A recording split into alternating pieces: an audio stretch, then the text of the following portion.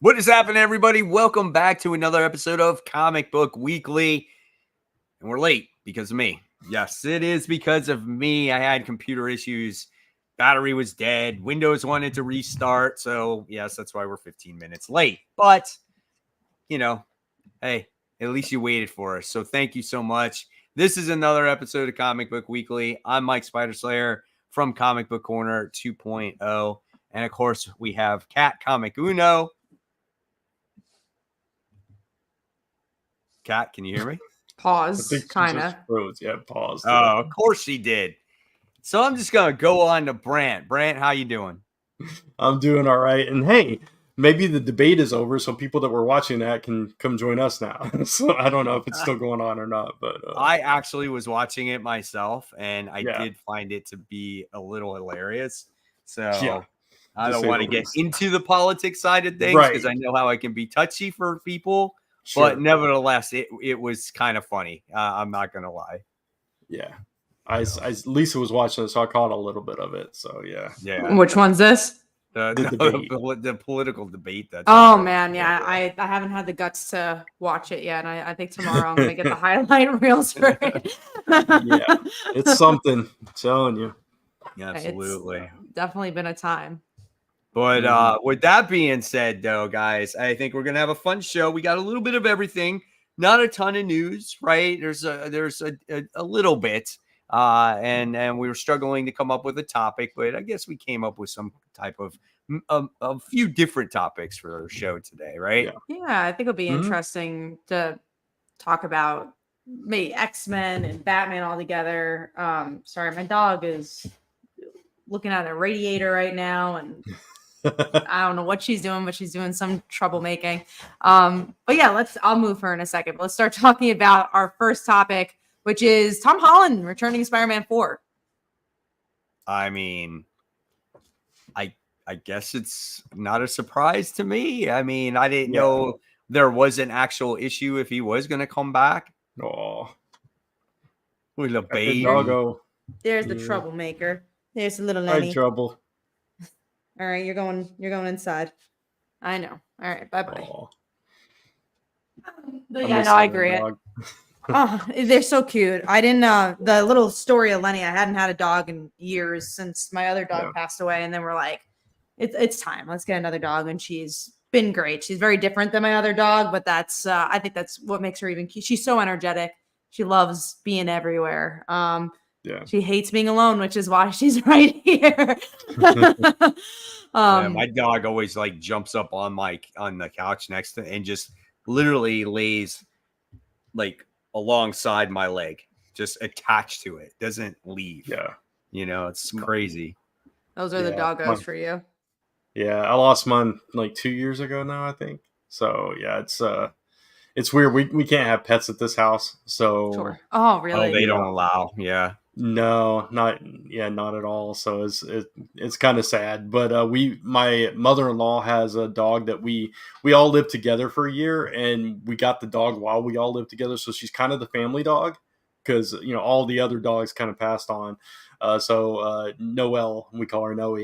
But she's like excited when any of us come over. So she's kind of all our dogs. So there you go. You got the family dog. How old's that dog?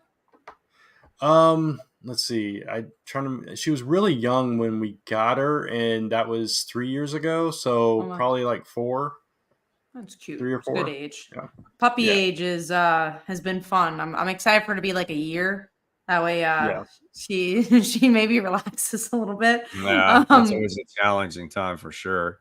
Yeah, but she's a cutie. Cool. I think that was all the media news. Unless there's more we want to say about Spider-Man, but he's returning. Yeah, it'll be another Spider-Man movie. Yeah, I'm good with that. Yeah. The name change says, "I have no pets, no desire to have one." My brother's the same way. He loves that he gets to see Lenny, and then he's like, "Okay, bye." I'm glad I'm like adjacent to this dog, but I don't have to take care of her, which is understandable. Just one more sidetrack with pets, and I'll let us move on. But I never had a pet my entire life until I moved to Texas, and I inherited a dog because Lisa had 2 dogs. One of them was like hers, and the other was came from somewhere else and was just kind of there, and she became my dog. So then that I had a pet, and for 10, almost no, not about 8 years, 7 to 8 years. Wow. Dog. So now it's kind of weird not having any around the house. Yeah. You know? No, Yeah, it does get weird for sure. I've had a dog my whole life, like ever since I was like probably in like kindergarten, first grade. Wow. And I literally have had a dog ever since. No, Wow. they're nice companions That's for wild. sure. I also Yeah. never liked cats for the longest time, but my business partner, he has a cat, and I'm like, I always tell him she's the only one I like. Because she acts like a dog. I'm like, she's the only cat I like. Because I'm not a huge cat fan. Right. Same. It does look like in the comments people want us to talk about James Earl Jones. I know Mike wanted to talk about his passing, and then also the passing of the astonishing X-Men artist Cassidy. So he also passed away sadly. So I mean sad. Yeah. Also, I'm trying to get his name up here. Peter Renedy, who did the voice for Splinter in the '80s TMNT cartoon, also passed away. So. Oh well, I didn't know that. Yeah. Yeah. I mean, today. I can say for like James Earl Jones, like when I heard about his passing, I think it was yesterday actually. I was watching the news and I was like, what?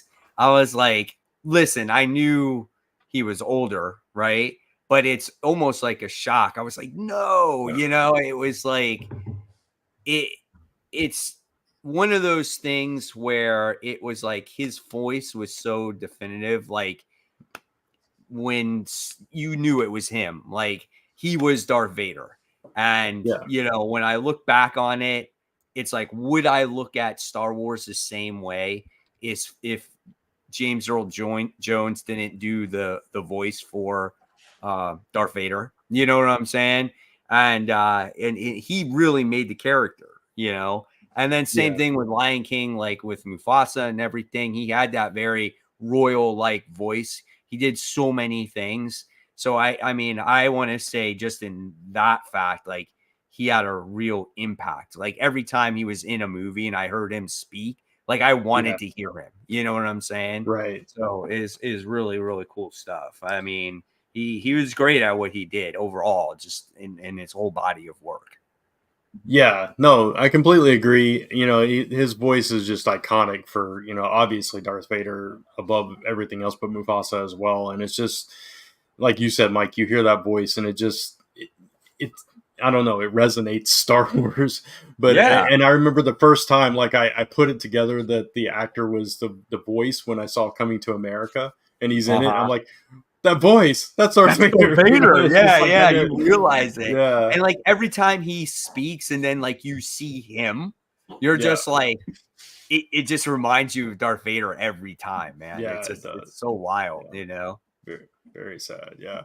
But long successful, life. 93, I think he was when when he passed. So and then John Cassidy, who did Astonishing X-Men, fantastic artist. Way too soon. That wasn't on my radar at all. That obviously, they don't know what caused his passing. They haven't released it yet, so it'll be interesting to see what happened. Because he was so much younger, like Earl he Jones. was only like 52. He's older, he was only 52. So but he did like, I know recently he did like Astonishing X-Men. He did Marvel Now. I think Avengers or something now. He did that too. And but then he did a lot of covers and other things, like a lot of other things. And then so it's always tough when you have someone in the business that passes away. And it seems like this particular year we've had a lot of people that have gone, and it's hard to find that top talent. And unfortunately, there's another one that's lost. And I'm sure definitely, he'll be missed by a lot for sure. Yeah, absolutely. And then, the voice of Splinter, it looks like it was natural causes for him. And he was born in 1935. So, oh, wow. That's a long life. So, yeah. Yeah, absolutely. But yeah, they'll all be remembered for their amazing work, though. So yes, for sure. So we wanted to give a little bit of note on that one. But let's move on to some comic news here. First, we have two pieces actually came out today, so I think it's gonna be news for Mike. But there's a prequel Spider-Man comic coming out from Christos Gage. So this is your Neighborhood Spider-Man cartoon that's coming out, which I'm pretty excited for, especially if X-Men 92 was so good. I'm curious to see what a Spider-Man cartoon is going to do. So I'll probably pick this up and see what it's all about. Yeah. Who you said Christos Gage is writing it? Yeah. So Who does a lot of he's those written tie-in a ton of type stuff. Yeah, he's written a ton of stuff, right? When it comes to Spider-Man. So Yeah. I mean, it'll be interesting to see. I think personally, though, at this point, we have way too much spider stuff. I mean, I have a whole short box of just there's Amazing Spider-Man, right? There's just that. And then I have a short box of all the different spider comic books that are out right now. And it's ridiculous how many there are. No, there's especially if you count like Venom and Carnage and all those fun that's stuff. not There's a counting lot. them. Venom has wow. his own box too. So this is just it's all too Spider, much. like Spider Gwen, Spider Boy, freaking Spider Woman, Spider, what's it called? Like Superior Spider-Man. Superior Spider-Man, just like everything that has come out, you know? Yeah. I'm reading through this article, and it looks like there is going to be like some interesting, supporting cast and guest stars. Like Nico is going to be in this. Oh, I mean, now I'm sold. That's cool. Now I'm here. Yeah, yeah, for sure. That's pretty cool. Yeah, no, I like that a lot. Also, did you hear Ice Cream Man's getting a movie from the guys who wrote Spider-Man 2 and Beetlejuice? I did, which is so interesting. I'll give myself a little shout, but we were nominated for a Ringo Award for Hairology for anthology, and like everyone who we know outside of comics, they're like, "Do you think you're gonna win?" I'm like, "No, we're against Ice Cream Man that just got a movie picked up and Scott Snyder." So no, I don't think so, but I'm glad to be nominated.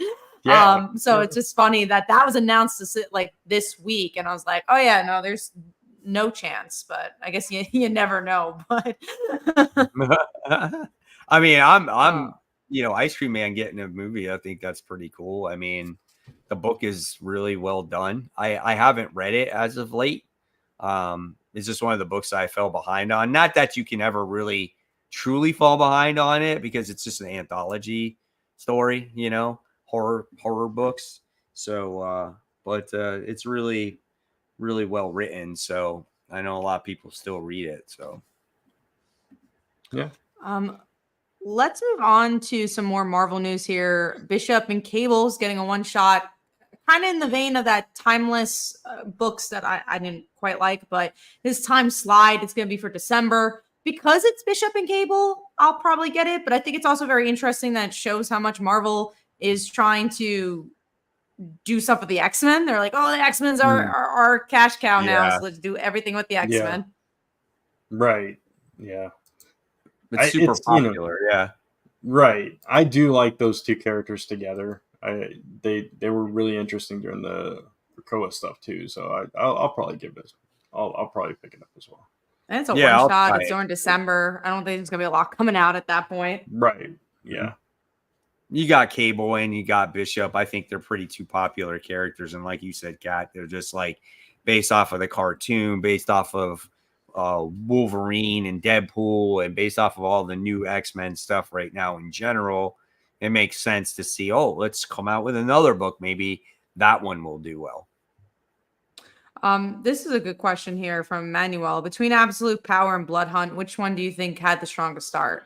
Absolute Power. There was a point to that series. And this is coming from, I know you guys love Absolute Power. This is coming from someone who's like, I think it's fine. But Blood Hunt, there literally wasn't a point to that series. Besides, there was a Blade movie coming out, and now that Blade movie's not coming out anymore. Yeah. Yeah. I mean, that event felt like it was like missing something. It wasn't like I disliked it, but it just felt like it came out of nowhere. Where if you read DC comic books, there's a lot of stuff building up to this event, right? Just the Superman book in itself, when you had the Brainiac Queen that was introduced by Brainiac, and she's a major character in this particular event, right? And just other things that are going on in the book itself. I don't know. It's just I feel like it's a much better event than Blood Hunt. Blood Hunt's just there. I feel like the only ramification now we get out of Blood Hunt is, okay, vampires can walk during the day, right? And then Miles Morales is a vampire.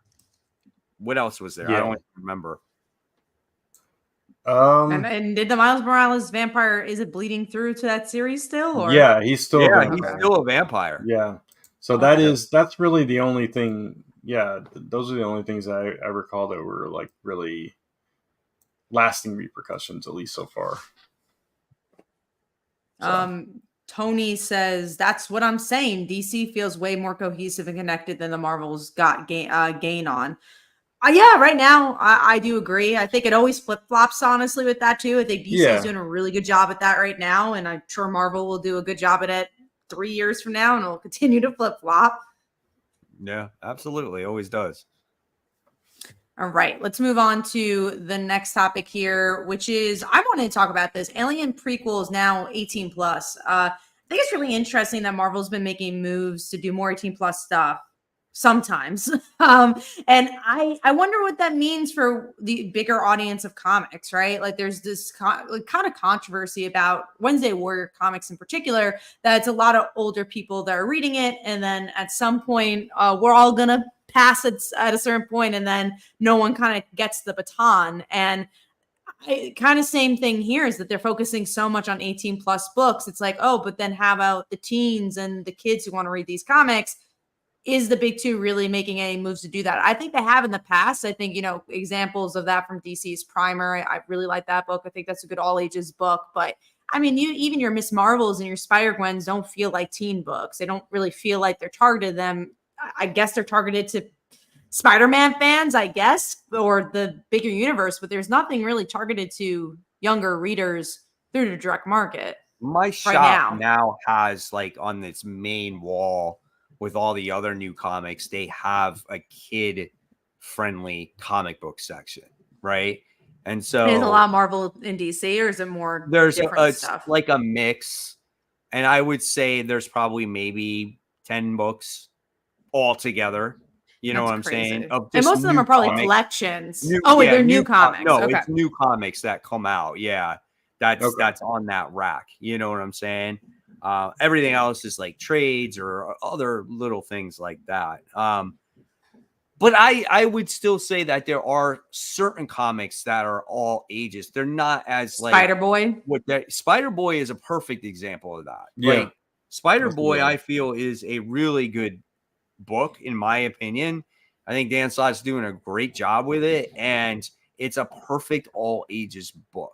And it's like a low-key Spider-Man book, but it's just a Spider-Boy, and so I think that's a perfect book, but there's not a lot of them out there. Yeah. Like you said, Kai, it's mainly geared to the older audience. It's almost to the point right now where it's like, should we have ratings on the comic book? This comic book is rated G. This book is rated PG, or you know what I'm saying?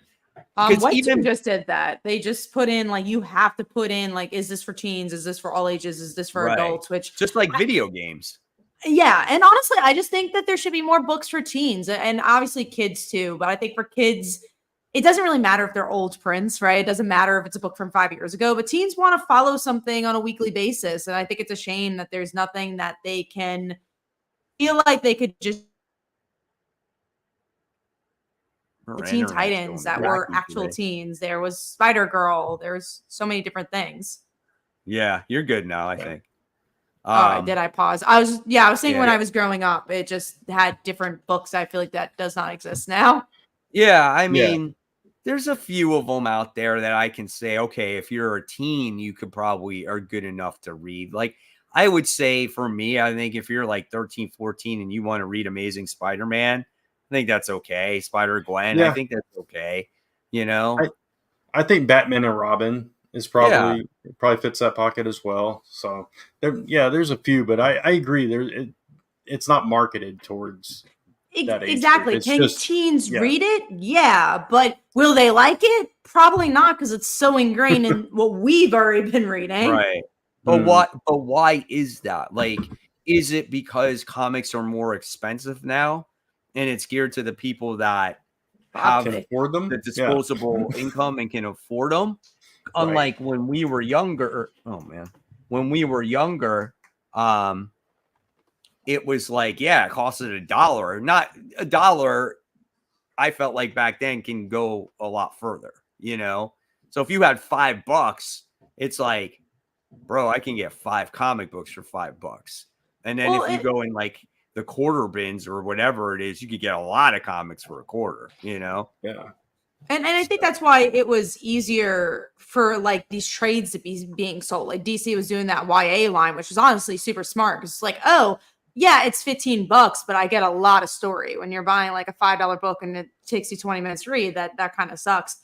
Tevi said, what about the new Ultimate Spider-Man? That is like the most opposite to what teens want to read. Yeah. It's so, which is completely opposite of the original Ultimate Universe, which I think was a perfect kind of jumping on for teens. Yeah. But this is, when you're talking about a middle-aged man and a family man becoming a superhero, I don't think that's really the teens vibe, right? Yeah. But that's why I want to talk about Aliens, because honestly, if you watch that movie, it's not that gory. I don't even know if it's a rated R movie. So I'm like, oh, why did the comic book have to be rated R? It wasn't that gory of a movie. Okay, moving on to these new Justice League membership card promos. I mean, something different, right? They're doing something. I love that DC tries to do that. I know Marvel did it with the fangs. I don't know where I put those fangs, but they're trying. I mean, I think it's fine. It's just like, it's one of those things that I would say it makes going to the comic book store fun. You're just like, oh, I want to get the new, absolute books, and I want to get those trading cards. Like, I think that's a fun little thing to have. I like stupid stuff like that because it's like reminds me of when I was a kid and like you had your G.I. Joe figures and it told you like the little card in the back of what they are. And same with like Transformers, Transformers is the same way. Right. So there you go. You got Batman on there, right? Yeah. Gives him all your little stats. And like that stuff is cool, man. It's like, why not? It's like the lantern rings. It makes going to the comic book store a little bit more fun that particular week. Yeah. Yeah. And I'm curious. I don't know if I said it in the article, but I'm curious if it'll be like, oh, this week's Batman, this week's Wonder Woman, or like how you collect them all. Yeah. Let me see. Because if every week's a different card, then it's like it gives you also another reason to go on a weekly basis instead of getting your books monthly. Yeah, right. Exactly. Yeah, it says each week you'll be eligible to receive a different Justice League membership card. Yeah, that's really smart. I'm going to collect them all. I'm going to send them to CGC. I'm going to get them graded, and then as you should. I'm going to sell them for billions of dollars, guys. So Batman's week 1 for anybody that wants Batman. I'm getting the Batman one. I'm going to get a 9.8. There you go. That's I want to collect them all. But let's move on to the next thing here. There's more infos on the Sentinel book, so we get to see the different characters here, which seems pretty new characters. You guys want to talk about that? Yeah, I think it's kind of fun. It feels like a 90s image kind of. Yeah, 90s image kind of a concept. These Sentinel soldiers, they all have these, cool code names. That's the vibe that it gives me. Again, G.I. Joe. Yeah, exactly. That kind of thing. Profile cards, when you look at the images, tells you like kind of like who they are. Right. So I'm excited for it. It's a mini series. I'll read it. Yeah, there's one of them. Oh yeah, okay. Yeah, see? That's pretty cool. Drumfire. That sounds like a G.I. Joe name or something like that too. Exactly. Yeah. I saw those images and I found myself reading them all. And I'm like, okay, it's like you got a little file on them. That's neat. Yeah. I think it's a pretty neat, concept. We'll give it a shot, see how it goes. So next up is and we'll talk more about Exceptional X-Men, obviously, as we talk about the comics, but Iceman is joining Exceptional X-Men, which when I saw that tracks. That was on the that makes sense. QR code thing. That was. And then they revealed it, I think, as like issue 4. They're like, look, Iceman's showing up. And I'm like, all right, yeah, that's cool. I think it's a character that makes sense. Yeah. I guess they needed to put that on there. Also, they probably wanted a male character at least in there. So I don't know. Yeah, because I think there's only one other male character, and that's like one of the new students that we'll meet. Right. Oh, okay. Yeah, but we'll see. We'll definitely talk about that book in general. The QR code thing is so dumb. I know there's been controversy about it where people are like, why do I have to get the QR code? And, they're not getting my story. Okay. Like, I get like people why they're kind of upset about it, but why are we so upset about it? Everyone has a phone. Most people, at least. Just scan it on your phone and then I know it's hard to read, so just take a screenshot of it and then blow it up that way. Yeah. Just it is hard to read. That's why I always bugs me. Yeah, it is. It's just, but I would take the picture and screenshot it and then just blow it up, and then I could read it. I get it. It's an inconvenience. Trust me. I totally get it.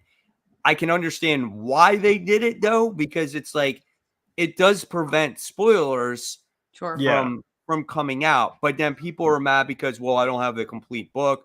What happens when that QR code's no longer, I guess available because I guess they expire and things like that. But at the same sense, it's like, I don't know. It's just one of those things where it's like, I feel like I got worse things to get mad at than just the QR code, right? And I wouldn't view it as not having a complete book. I would view it more as this is like, like end credit scene. Yeah, exactly. So yeah, it's kind of like a little bonus thing, right? Yeah, but I've definitely seen a lot of people being pissed off about that. So it's been interesting. All right, moving on to our last topic here, which is DC's planning Batman Day. Of course, let me see what the plans are. But I think what's interesting about this, so let me read them first. So you have this studio tour situation they're doing. Obviously they do the comic books, and they, there's nothing here that was too crazy where I was like, wow, this is Batman Day. And I think that's honestly what I wanted to talk about. And we'll talk more about Batman as a whole, but it's just like, it's not like Free Comic Book Day where you're like getting new material. Most of the time it's just reprints, and most new readers will not know this day exists and they won't get these reprints. I think if your store does not celebrate Batman Day, then there's almost no reason for it to exist. Almost, my store actually does celebrate it. So they're actually having a sale on, on trades and Batman comics that day and things like that. Yeah. I think though they should have new material come out, like a new book or something like that. I agree with that. Yeah. Right. I mean, how hard would that be? You have an entire year to come out with a particular story that surrounds Batman. It doesn't even have to be anything continuity. It could be just a one shot or something like that, Skimming through this, I think there's something about free digital comics somewhere. There's like different products like shoes and board books for kids and stuff like that. But I agree with you, Mike. I think release some cool new story that's not reprint, that's just, even if it's just one of those, celebratory kind of books, I would prefer something different. Like, release like a, I don't know, an oversized one-shot, really fun story with top creators or whatever. Just something cool. Yeah. And it would be cool if it's just like Batman Day 2024, Batman Day 2025. And then you can make it like a collectible thing where it's just like, oh, look at all the Batman Day Batman comics I've collected over the years. Here's one from, it's the year 2034. Here's the one from 2027, and it's like you collect one each year. I think that would be a really neat idea, and get somebody, get people excited for it. And maybe a little cliffhanger at the end of what's to come for Batman, or the next big story arc or something, or a teaser, something like that, to make people be like, man, QR code. Yeah, QR code. That'd be that's never been done before. Let's do that one. Yeah. No, they just haven't made it too special. That's definitely the point of that. And that brings us to our main topic. Well, go on, Brent. You go for it. No, I was agreeing with you. Yeah. Now going to the main topic is the idea, and we'll talk more about Exceptional X-Men. We talked a lot about X-Men titles last week on our show and ranked them. But Batman, it's been a long time since it's been very exciting. I feel like this run was very exciting in the beginning with Chip Zdarsky, and he's doing this new fail-safe character, and he's been doing it since he's been on. And obviously they're transitioning to a new Batman editor.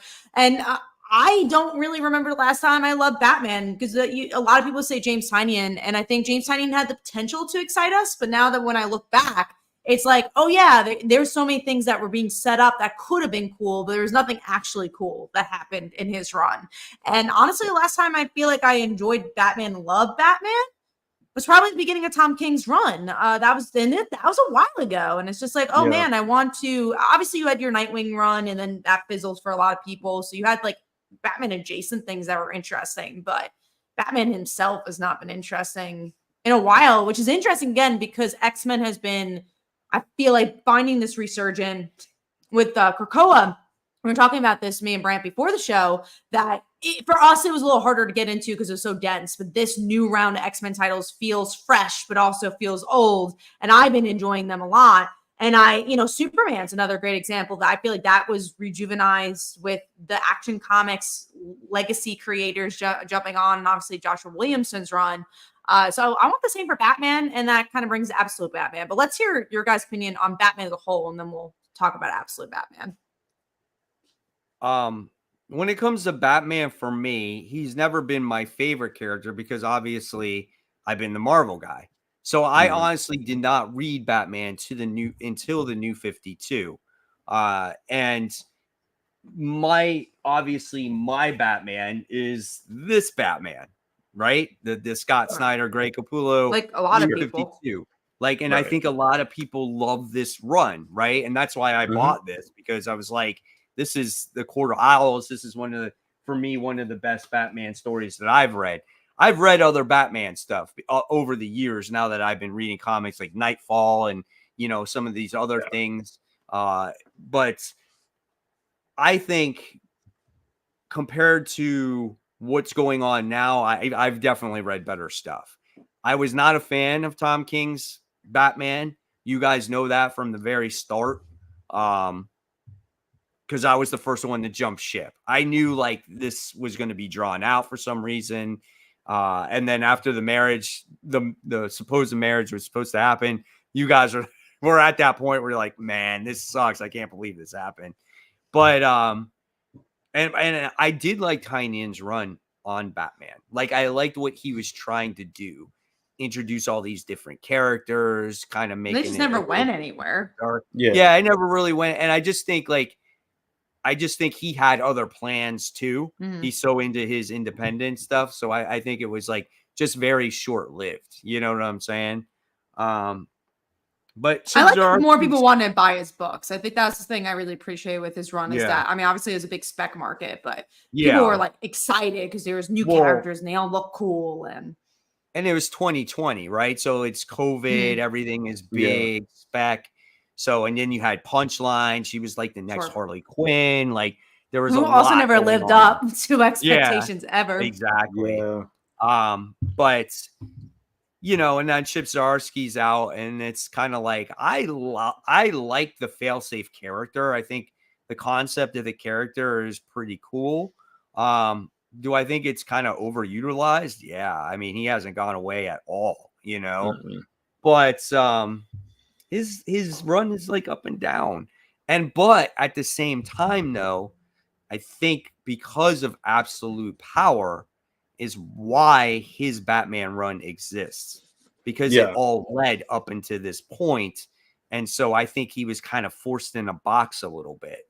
So, it's kind of hard, I guess. If he had full reign, I would be interested to see what he could come up with. But I want a really good writer on the character again to make me get excited for it. Yeah, and I agree. So I was a Marvel guy too, but Batman was one of the books from DC that I actually did somewhat keep up with. So I read a lot of Batman stuff, back in the day and over the years. And I've definitely read stronger stuff than we've gotten, in recent years. But I think I agree with you, Kat. I think the last really good Batman run was the first part of Tom King's. And then, like most of Scott Snyder's run was really strong for me. But even that, when you complain with some parts where like this arc has lasted 20 issues. Yeah, I think no matter what, there's never going to be a perfect run when you have someone that's on a book a long time, Yeah. Yeah, absolutely. There's going to be, you know, peaks and valleys and that kind of thing. So, um, but yeah, it's just I want to be excited about Batman. You know, and it's just every time we get like somebody that we're excited about, it I don't know, it just doesn't quite live up to maybe our expectations are too high. I don't know what it is. Maybe we've read comics for so long that, you know, you got to do a lot to, you know, to entertain us or surprise us or whatever it is. But yeah, I want to be excited, like I was See, about the Court of Owls. You brought that up. That was such a phenomenal story. But go ahead, Kat. no, I was gonna say, because I was saying my mind was saying like, oh, maybe it's impossible for a big flagship book to be everything. But then I look at something like Superman, and I'm like, that's Yeah, everything I want these other books to be. It's that's doing. true. I pause a little. Let me know. Oh no, we're You're good. good. But yeah, no, it's everything I want it to be because it feels old. Obviously, you have your Lois's, you have your that relationship. You have Jimmy, but Yeah, then they're introducing new stuff and doing stuff with Silver Banshee and Lex Luthor has a lot of layers. And every issue, I feel like every character is moving. It's not just a Superman book; it's a Lex book, it's a Lois book, and that's what I want to see from Batman and yeah, Spider Man. Well, it's kind of like how I feel about Deadpool right now. It's like character's been around since the 90s. There's been a lot written about him. And what can you do with a character like Deadpool, right? You give him a good supporting cast. And yeah, you know, you don't make him just the one-dimensional character that is going to talk to the audience through the book, you know? yeah, It just you need the right writer. And I think anybody can write a character as long as they're, I would say, passionate at least about the character. You know, if they yeah, give two shits about the character. I don't like when they say, hey, your job is going to write this character. And they're like, okay, fine, I'm going to do it for a paycheck. And it doesn't mean anything. You know, it does, you can see, Sure. you can read it, and it's just like, that's not the character at all, you know? yeah, Which is interesting because, again, we'll talk about X-Men, but the X-Men books have felt that way where everyone who's been on behind that title feels like they're passionate about it. The only one, X-Men, I still trying to see what that's about, but like Uncanny X-Men, you could tell Gail Simone's putting her whole heart and soul. We'll talk about Exceptional X-Men. No, I'm good. I'll stick it. Yeah, there you go. I don't know what's going on with my internet, but I was talking about Exceptional X-Men. I feel like there's The Man, she's internet does not talking, want man. Kat to talk about exceptional X-Men. Yeah. Oh, Exceptional of X-Men is against her. It's against her today. But yeah. yeah, I'm sorry, she I don't know comes what's back. No, going on.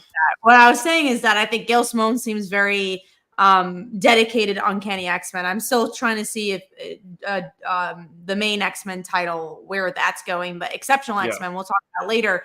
That person knows Kitty Pryde so well, and that I feel like there's been a lot of passion behind those books, and I want to see that with everything. I agree. Like if you're pitching a book, I I want you to love those characters and want to Right. tell new. And again, you can tell that with Joshua Williamson's Green Arrow and Superman. Like Green Arrow in Yeah. particular, like there's so much lore and so much that you have to be a fan of Green Arrow to be putting into that book. I yeah, mean, and when you look at it, that's why like indie books tend to be better, because the thing is these are these people's own creations, their own stories, and you can feel that story. You know what I'm saying? When it yeah, comes to characters like Batman, Spider-Man, and things like that, they should be really good, but the right writers, I feel, are not on these characters, and you need somebody that's going to, but that might not be true all the way either, because yeah. again, an editorial has a lot to do with what goes on, Sure.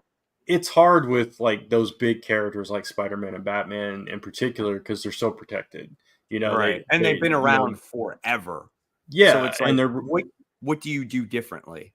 yeah, and they're both like representing the brand, like the larger brand. These are their key characters and stuff like that. So it's really hard, but it's also like it's very subjective, and so like any writer that comes on, they're speaking to somebody, or they have a completely, even they might be passionate in a different way, and they might view this character in a completely different way than we do, and it's just I don't know. It's but I agree that the right writer has to be connected with the right character. They have to understand that character, ins and outs, know the core personality of that character, the core message of that character and stuff to be able to present that. And I think a lot of writers, try, and some writers just try to leave their stamp on the character, and that's fine too. It's just, right. I don't know. For me, I want a writer, like you said, Mike, to be very passionate about the character and to, honor everything that character represents, and still somehow do that with telling a creative, unique story or a unique spin on a story that is entertaining. That's all I ask. I mean, it's like one of those. I was going to say, Comic Nation has a really interesting take. People are overly critical about the flagship stories, in my opinion. They're possessive of the character in a way because they read for decades. That's I mean, that's not true. That's definitely true as well. I think there's definitely points of a character where it's like, well, who cares if they changed their hairstyle or whatever? But then there's also points where like, oh, this could be better storytelling. Yeah. I mean, just because say you have a writer that's just like Jed McKay or whatever it is, and he's written Vengeance of Moon Knight, does it mean he's going to write a good Spider-Man book? They're like, oh, you sold a great, Moon Knight book. People really loved it. So let's just give him Spider-Man. You know what I'm saying? Yeah. I don't know. It's just like you said, it's just like you need the right person. So I don't know, but I do think Jed McKay could write a good Spider-Man. I guess he wrote other characters. You never know. Yeah, I say I do too, but you never know. But just because he, wrote Black Cat and knows that universe very well, so I agree. Yeah, so that's pretty much the topic. I guess the last thing to say is what we're expecting for Absolute Batman, which is coming out in about a month or so. We're starting that lineup of all these DC books, which I'm sure we'll have a fun time talking about. And New York Comic Con's coming up, so we'll have a lot of news from there. And I feel like from DC is in particular.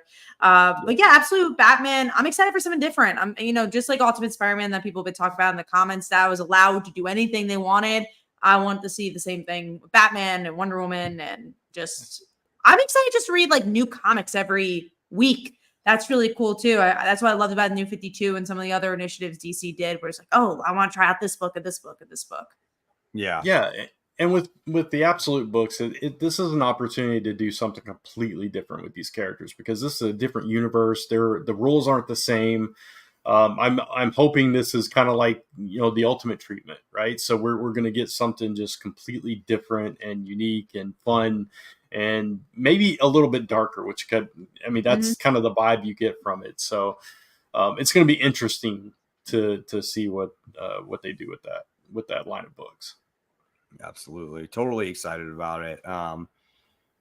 This is good. It's always good to be excited about a new initiative of, when it comes to a company doing something, because you're like, oh, let's hope like they turn the corner or get better. And for, years now, we've been missing certain series from DC, and it looks like they're trying to, improve, get better. And we always want them to succeed. That's always the number one thing. We want comics to last forever. Yeah, no, I agree. Absolutely. And I was saying this before the show, but it's fun to see my pull in particular grow a little bit. Because I'm like, oh, I'm actually keeping this book on my pull list. Like, I try a lot of issue ones, but they don't tend to stick there. So it's been nice to enjoy a good amount of big two books. I hope Absolute Absolute Batman, Absolute, all the other ones are the same.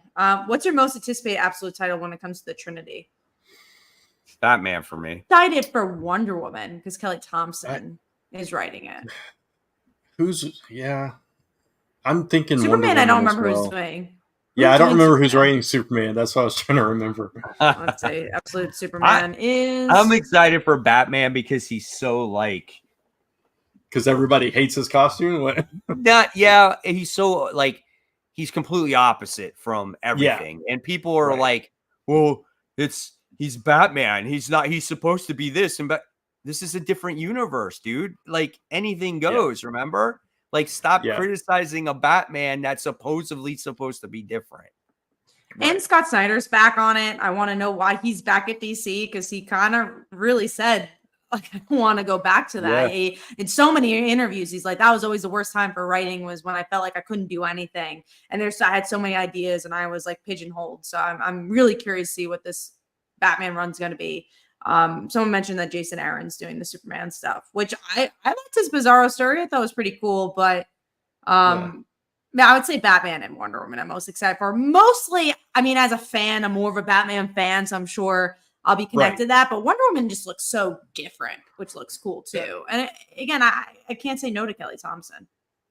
Yeah, and it's the same for me. I really like Kelly Thompson, and it's something different. I'm very curious about the Batman one too, and I like that Bizarro story as well. So I'm excited for all three of them, but I think the Wonder Woman one has me the most intrigued.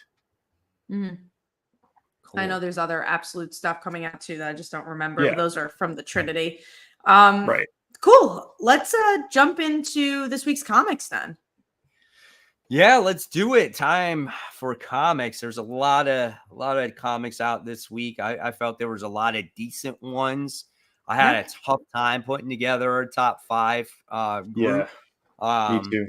But I feel like I picked good ones, and I know I'll probably have one or maybe one or two that might not be in your guys. But I think we're going to kick it off. Let's kick it off with Scarlet issue 4. Brant and I read this particular series. And thank you, Kat, Mike, and Brant, for taking the time to do this each week. It adds the fun of the Comic Book Wednesday that much more. Our pleasure, Joseph. We love doing this show. If we did not love doing this show, we wouldn't do it. We wouldn't be doing it. Because we've been doing it forever. And that's not a bad thing. We've been doing it like at least 10 years. So, it's make the comics more fun for us too, because I feel like you can read a comic and be like, that was really good, and just kind of forget about it. But when we get to discuss it, it's like, oh yeah, you could like kind of peel the onion a little bit more. Right. Yeah. Exactly. And you know, we appreciate that too, that you're enjoying, you know, us talking about some comics. I know. We're glad that we could help you not watch the debate too. That too. Yeah. You're welcome. So we're going to talk about Scarlet issue 4. I feel this is listen, we're just talking about Kelly Thompson, okay?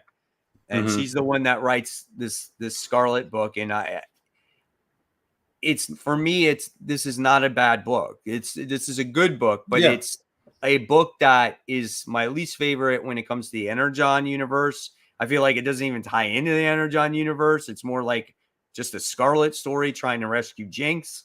And we do get some good emotion in this comic book on how much she cares for her. But at the same time, I'm like, I don't know. It's okay. Like, am I going to remember this book when this series is done, type of thing? Yeah. Unfortunately, I feel the same way. I think in this issue, at least we finally got Cobra coming into the mix. So there is a little bit of you know, tie-in with the other stuff there, but this issue in particular too, I thought was the weakest issue of the series so far, and it's the penultimate issue. Right. It felt a little rushed, I guess is the right word, and you still very strongly get like Black Widow vibes from Scarlet here. It just feels like this could have been a Black Widow story. That's what I said from the very beginning. That's know what it feels like, and that's what I liked about it at the beginning. But I feel like going forward, I would have liked to have seen more of Scarlet come through in that, and I don't feel like I've gotten that quite. I love seeing Storm Shadow. I love seeing the Rashikagi clan and all of that. I'm looking forward to seeing how it does tie into the Cobra and what you know, where loyalties lie with Storm Shadow and all that stuff in the final issue. But yeah, I would have to agree with you that this is probably the weakest of the Energon universe so far. That said, it's not a bad book. I still enjoy it. I love the characters.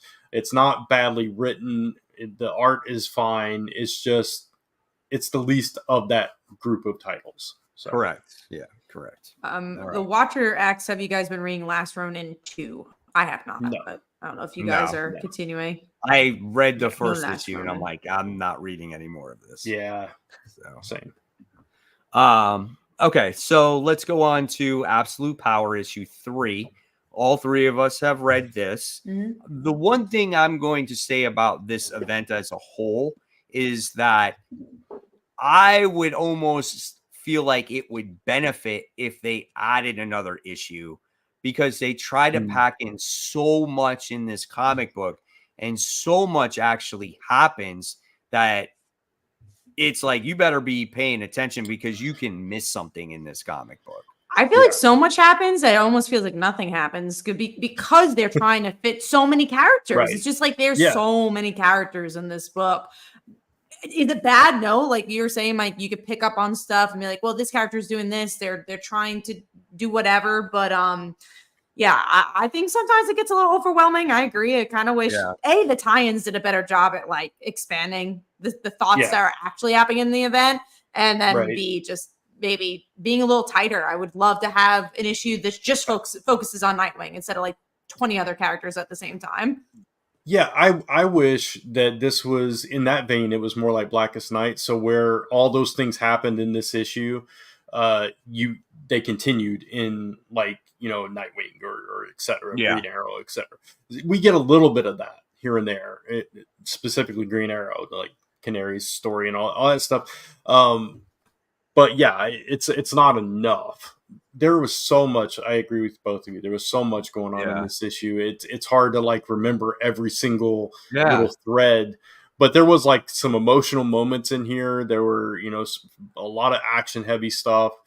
There was story progression, so there was a lot going on. But it was just it's like, for instance, like you got the Brainiac Queen that invades Themyscira with John, and the John situation with him becoming a cyborg or like the Brainiac Queen because she's controlling him seems like a very pivotal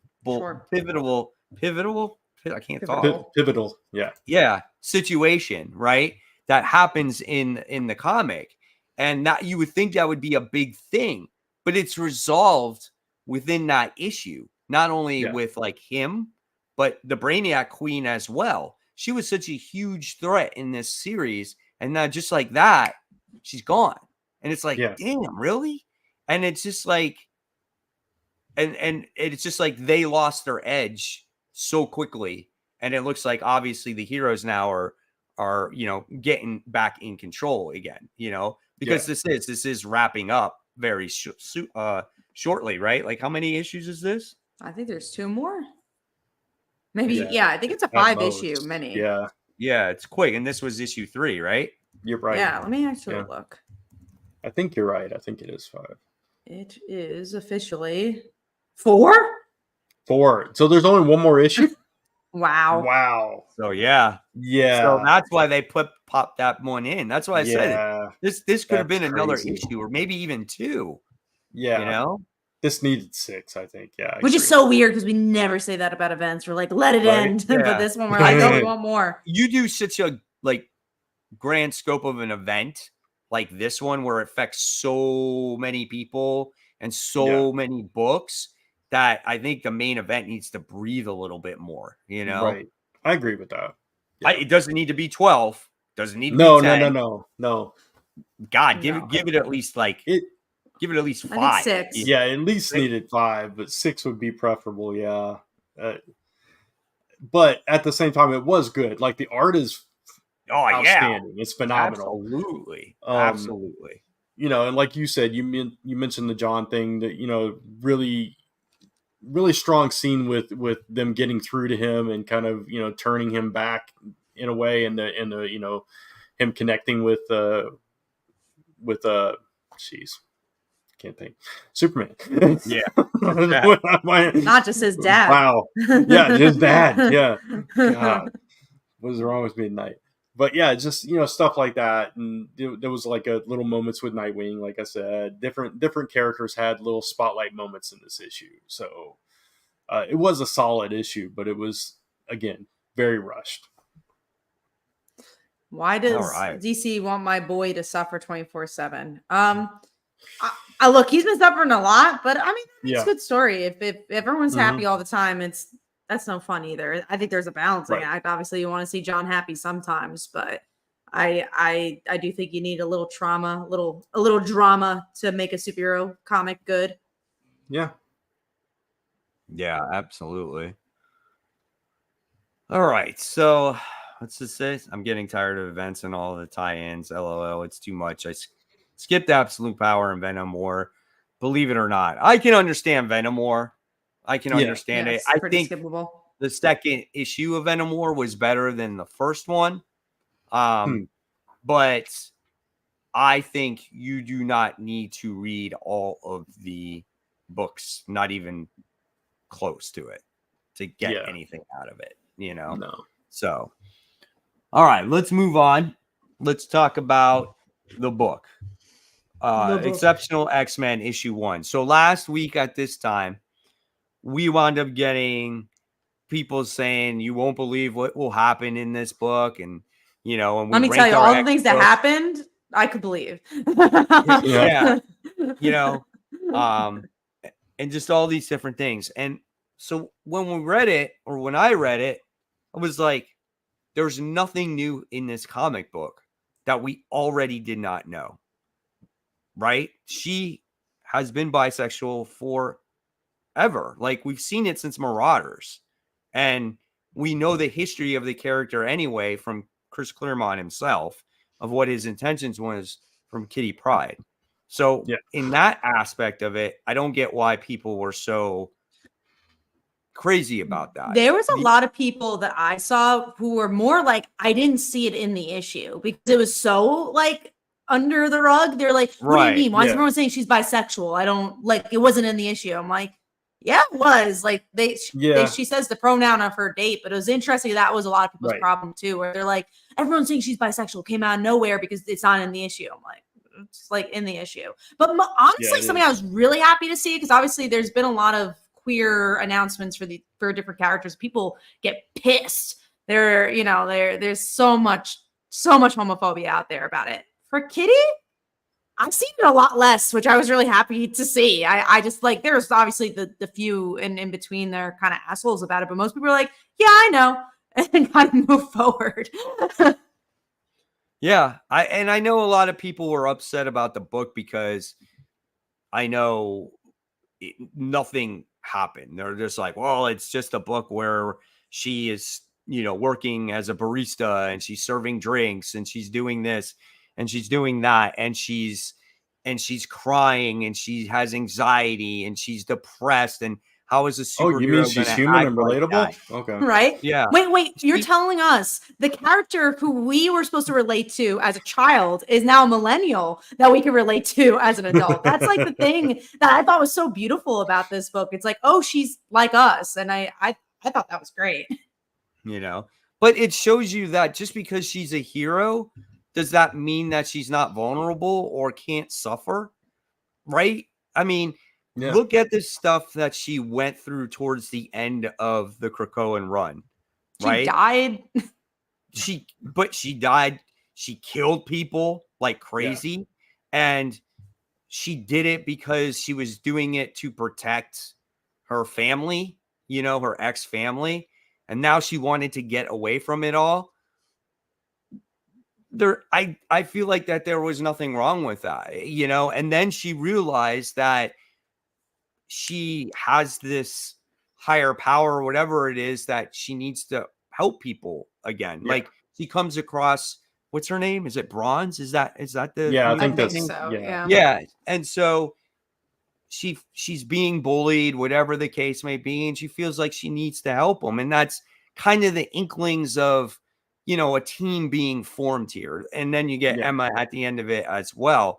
And like, I get it. I understand people are used to, reading these team books and it's the X-Men and you want to see this action and adventure, but not every book has to be that way.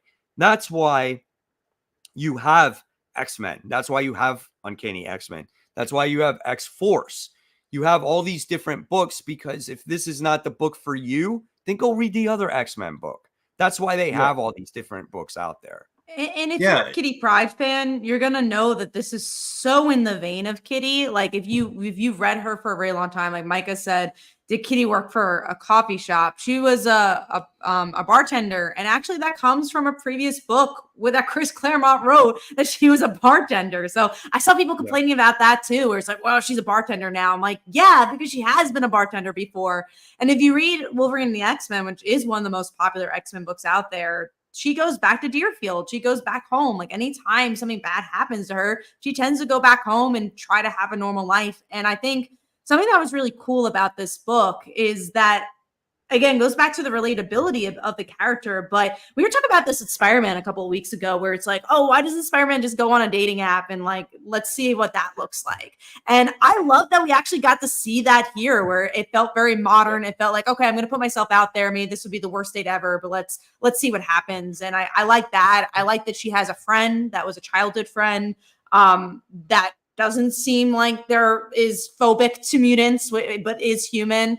I think there's so many elements here that makes this an interesting book. And for people who are upset for depressed Kitty, I think the moral of the story is going to be that these kids that she used to be, this fun-loving kid, is going to affect her life to be better. I think that it's written on the wall. That's going to be the theme of this book. It's like, look at these wide-eyed kids, and she's going to learn from them. So like, I honestly, I mean, for me, obviously, as a huge Kitty Pryde fan, I thought this was a perfect book. And honestly, I haven't been this excited for a Marvel book in such a long time, because the art was good. The storytelling was good. It showed that the creators loved this character. There's promise for Emma Frost. Like, I thought it was a great book. And the new characters seem interesting. Yeah.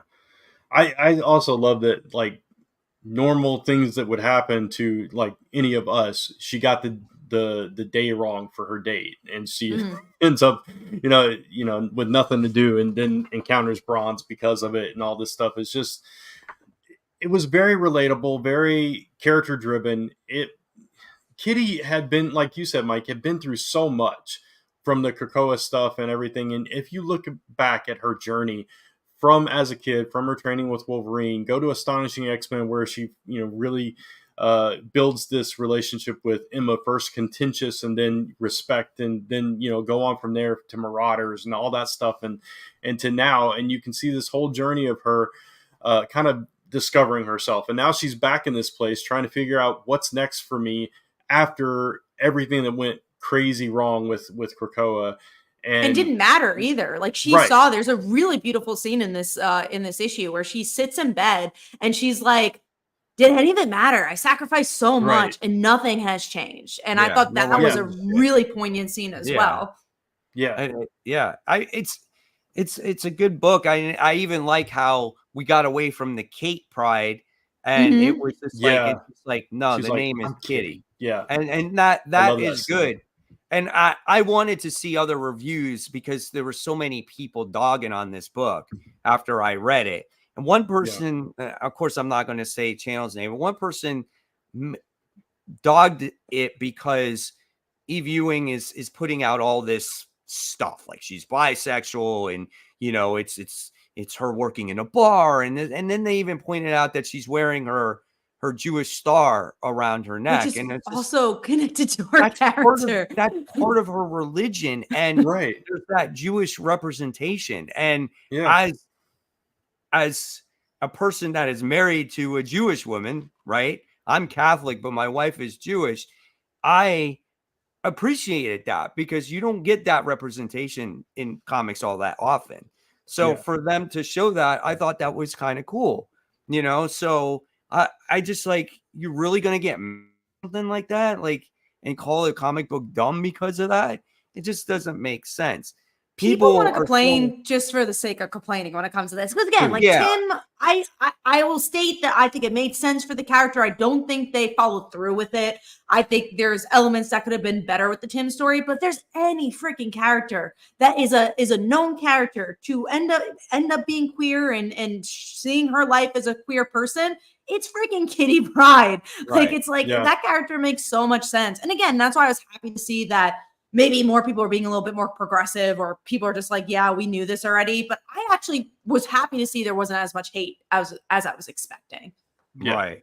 I mean, listen, at the end of the day, it was a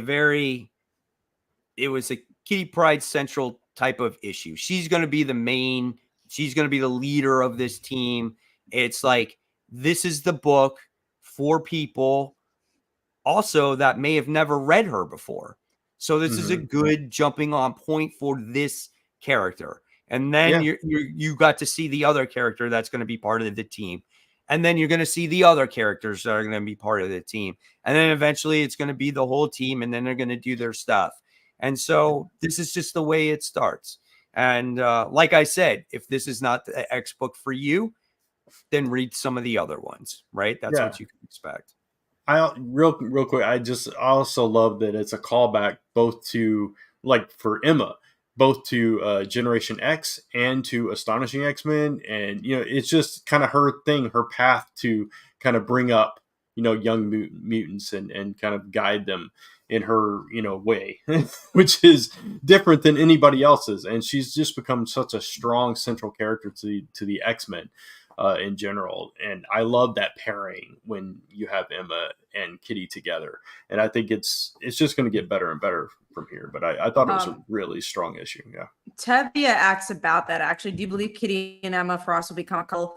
No, from what I've been seeing, and I don't know that this is true, but from what I've seen, supposedly next issue, they are going to reveal who her girlfriend's going to end up being. And honestly, I think it's the person she's going on a date with. I think it's going to be a normal person, and they're going to go along for the ride. That's and honestly, if that happens, that's going to be so much fun.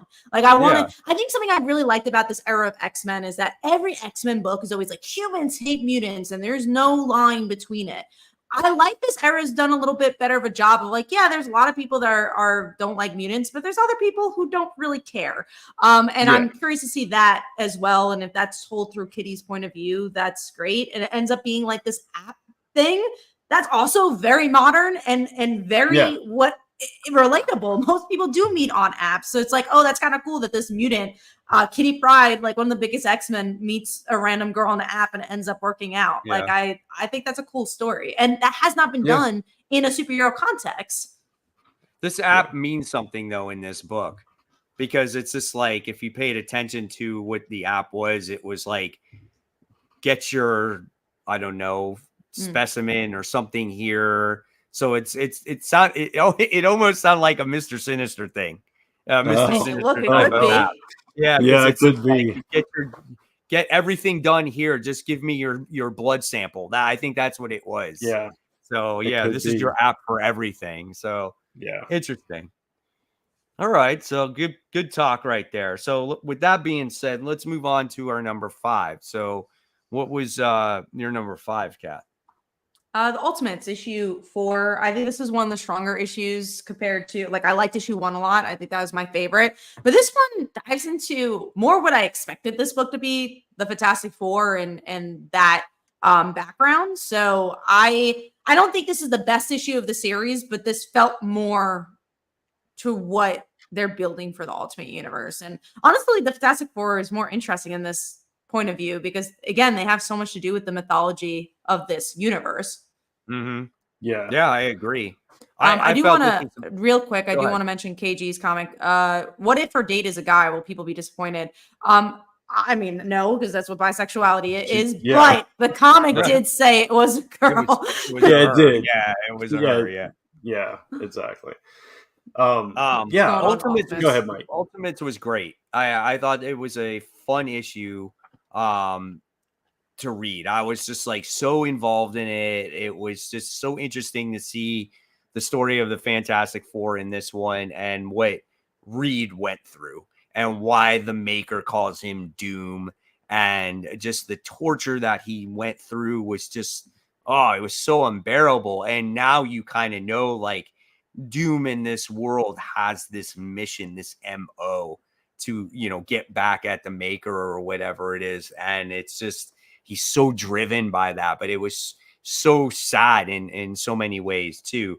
The only thing I'm not a huge fan of Noto's artwork. He did the which book did he did X-Men books, right? And so I was just like, it always feels very like stiff and whatnot, but nevertheless, the story was phenomenal.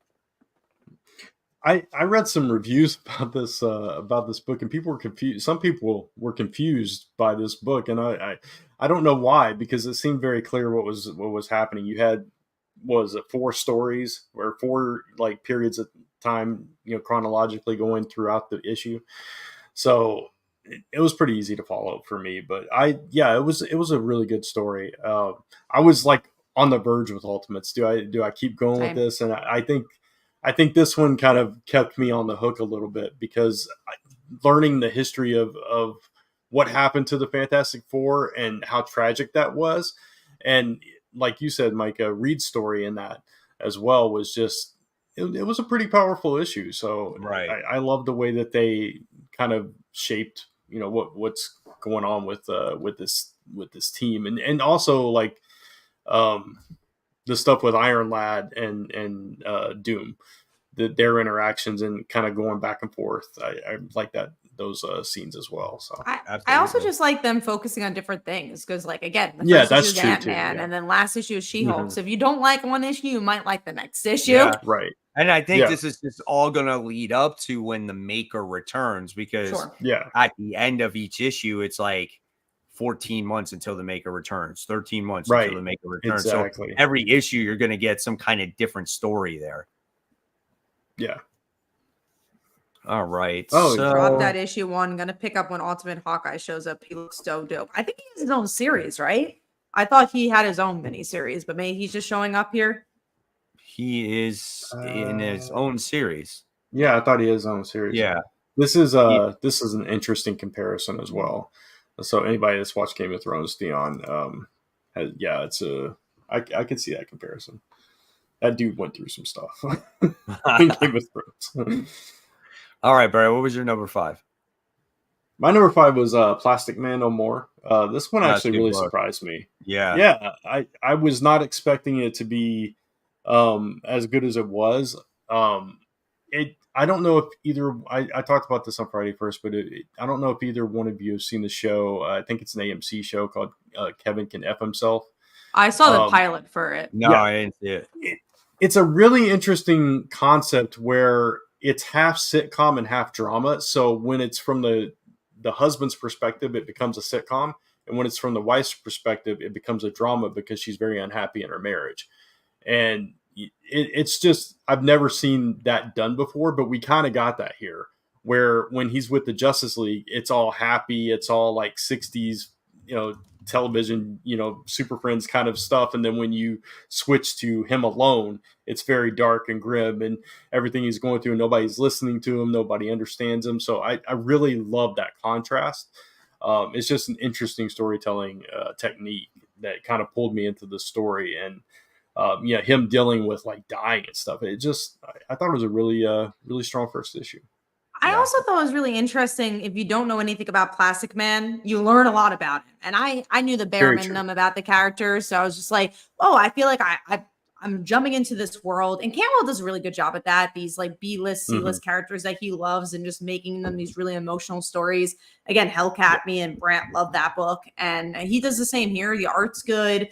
I wasn't surprised how much I liked it because it was Christopher Cantwell. And there's a really good emotional story. There's a good through line with him dying because of his powers. I think it's going to be a really solid book. And I've been really liking the Black Label titles because they're so character driven, and they're not these like big magazine sizes anymore, which is very helpful to pick up. Absolutely. I was laughing because originally when I picked it up, 1, I didn't realize it was a Black Label book.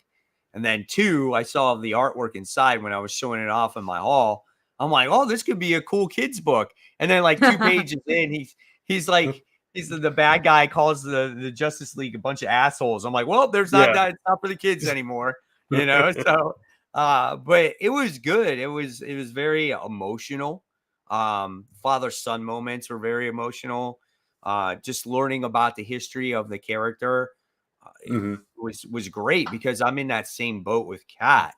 I didn't know anything really about Plastic Man, And so when I got done reading this, I'm like, man, I'm looking forward to issue 2. So I was really excited for it. All right. My number 5 is Spawn. Can you guys hear? I just like. Yep, you're good. You froze for a second, but Spawn issue 356. That That book was really good because we get introduced. I call her like Angela 2.0 because she is a character that is crossbred between heaven and hell. I've told you guys about how they have these dead zones that have eliminated the powers of all the Spawn characters and all supernatural characters. But since she's a crossbred between the two, she still has her powers. And then we get to learn the origin story of her, where she came from, who her dad was, how she developed these powers. And she's telling it to Spawn. And then the artwork by Brett Booth is absolutely phenomenal.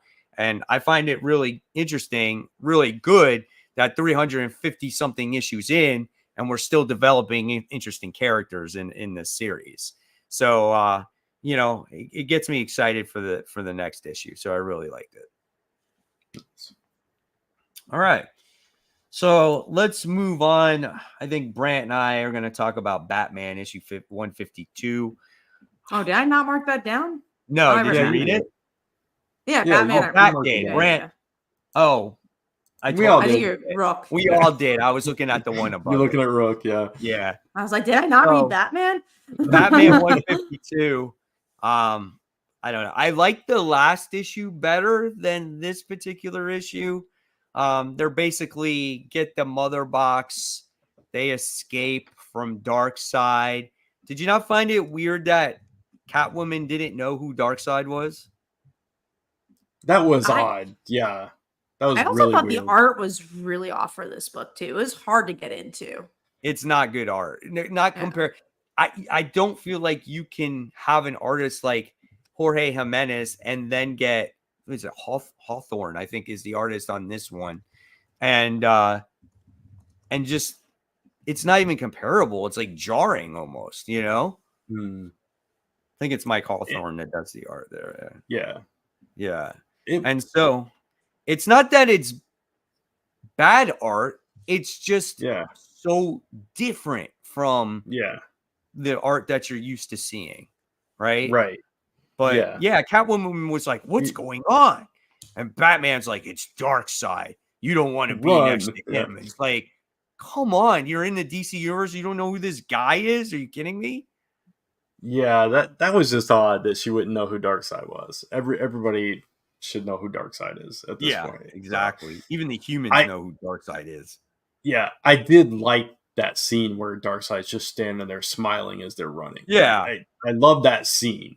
But I agree, this issue was just okay for me. It was fine. It was very point A to B. Like you said, stop the, get the brain box, escape, yada yada.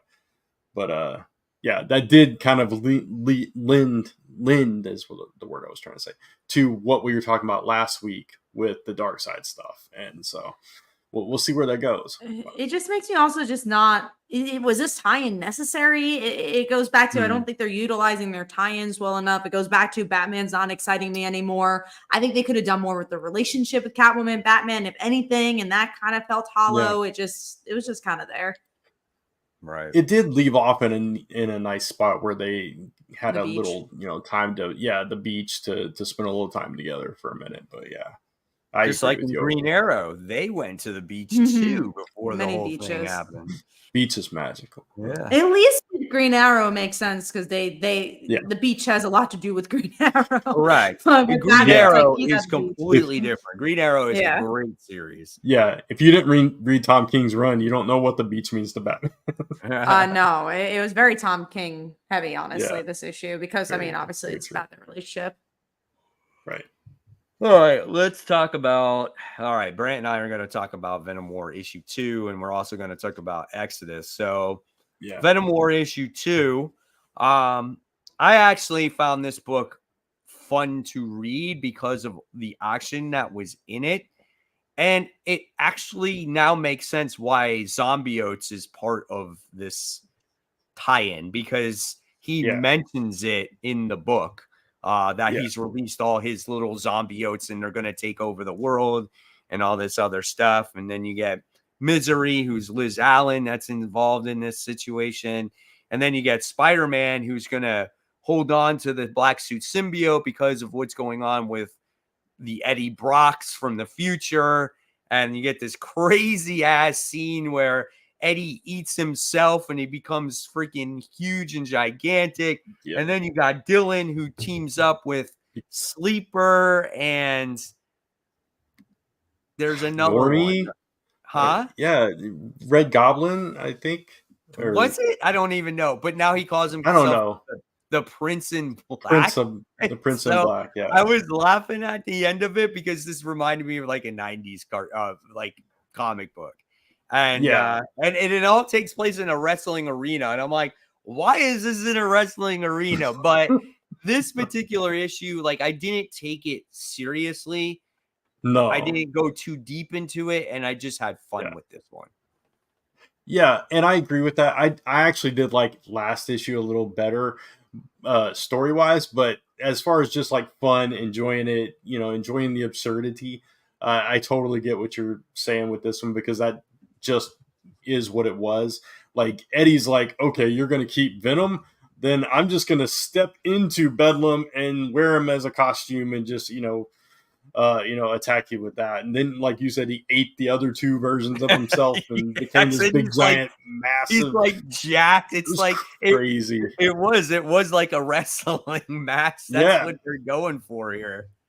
Yeah, and like Spider-Man's wearing chains. It's just crazy visuals. Isn't it like book. Crusher Hogan, the one that's doing the announcing in there? Yes. Yeah. And there was this little moment when Spidey was like, "Nice to see you again, Crusher." Yeah. Let me get back to you. There were some moments in there. So it's not bad. I also like how the Venom War Spider-Man book left off right, as far as Spider-Man's part, right at the beginning of Venom War issue 2. So it led right into it for him. Yeah, so, that's what that nice little continuity there. That tie-in is so loosely connected, but it all takes place right before, Right. Yeah. So, all right. So there's that one. And then we got Rook Exodus issue 5.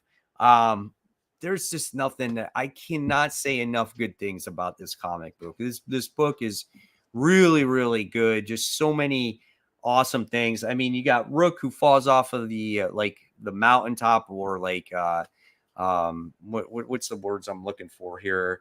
Waterfall. Yeah, waterfall. He falls off the waterfall. You think that he was gonna die, and he gets rescued by Pumbaa, who is the big boar from Swine, and he's like, "Wait, man, you talk?" And he's like, "Yeah," but it was all just like a hallucination. Yeah.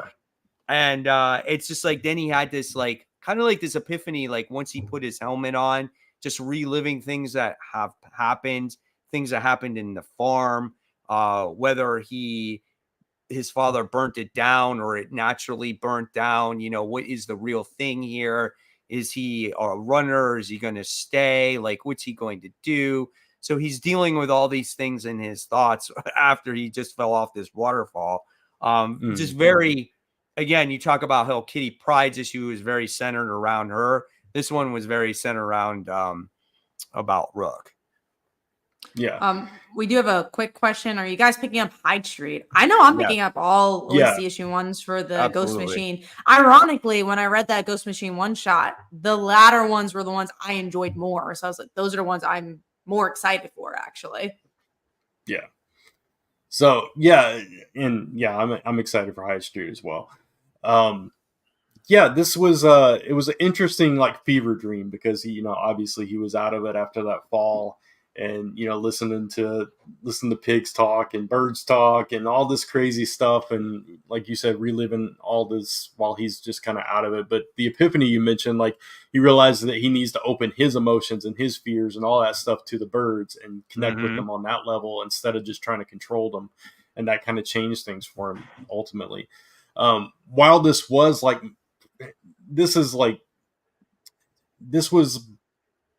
I don't know how to word this. It's my least favorite issue of the run so far, but that's not to say I didn't like it or it was bad or anything. It was still phenomenal. But you know what I'm saying? Because it was just this kind of dream state kind of thing. Right. I'm not a huge fan of dream state stories. Correct. But it didn't really do anything to progress the overall plot of the story, but what it did was it did progress the character to get him out of this funk that he's in. Yeah, Yeah, go on. I was just gonna say it talked about how he was always focusing on fight or flight when he could do fight and flight, and basically he decided I got to stop running from my problems and I got to stay and help the animals and the people on this planet instead of trying to escape it. So I like that conclusion he came to. But go ahead, Kat. I was gonna say the Watcher is asking, who's your favorite character from Rook so far? This is hard. Yeah. I do like Rook because he is the main character, so you know the most about him. So it almost makes sense. I like the mystery of Direwolf. You know, I want to know more about her in the relationship that these two had before all this went down. She's a very good looking character. She's very sexy in the book. I love the villain. The Ursaw villain, he's very menacing. He's bad. He just seems like this pure evil, right? And then you have the supporting cast of Warlords that you don't know anything about, but Jason Fabok brings these characters with life with his phenomenal artwork that it just gets you so excited for everything that's going to go on in this comic. So there's just a lot to look forward to here. Yeah, and even though he's gone now, I like Swine and that he was like Rook's best friend basically. Yeah. And just the designs of each one of these characters is just really cool, and really each one of them is unique, very identifiable. Direwolf, I think, is really interesting. She's visually a really cool character, but also there's there's things she knows that he doesn't know. Like you said, she's very mysterious and she's keeping it very close to the vest, and you want to know more about her. Ursaw, I want to know like his backstory. Like, oh my god, you could make a comic book on that guy. Yeah, I can't wait till we get to that point. Hopefully, they'll reveal that. But you see that poster page when it's done and it's a poster, the verses. I was like, oh yeah, that's cool. But and then in the very last page when it describes Pumbaa, it's just like now they're like inseparable friends, you know? So I thought that was him and Rook. So I think that's kind of cool. Yeah. And he's got Swine's helmet too. So I assume we're going to get a new Swine, or maybe he's going to do both. Who knows? Oh, that could be interesting. Yeah, that could be what happens if Rook does get to the point where he can't control those birds anymore.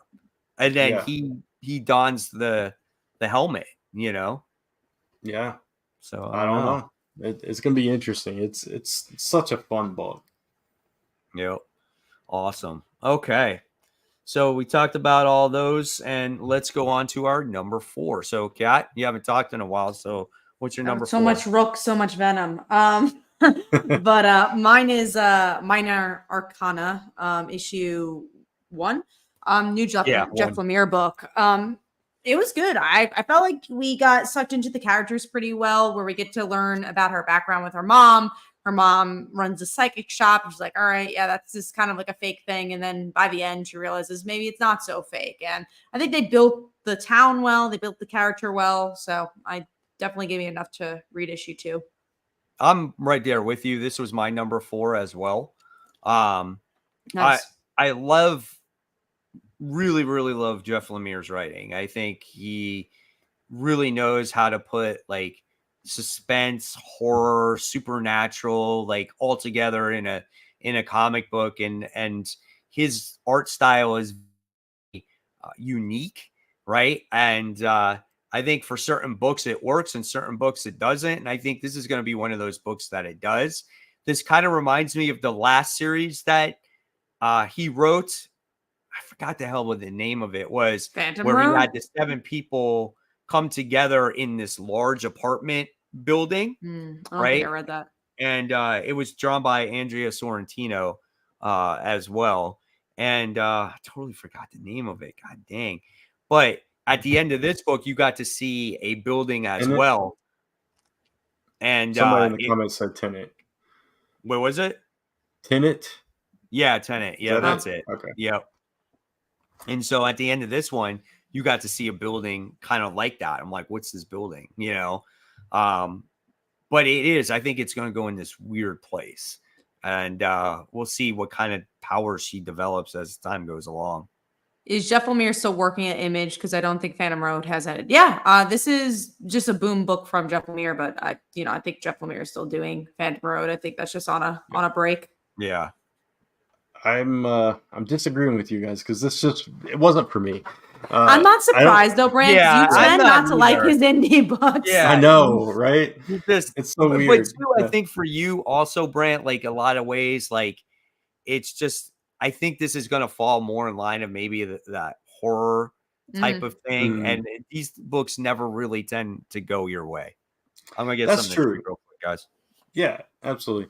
That's true. And I didn't love the art style here either. I know, he's done other books for whatever reason, just on every level. This book, it just didn't quite live up to what I was hoping it would be, I guess. So yeah, it just wasn't for me, which is fine. I'm not saying it was a bad book or a bad read. I enjoyed it for what it was, but I won't be continuing with it.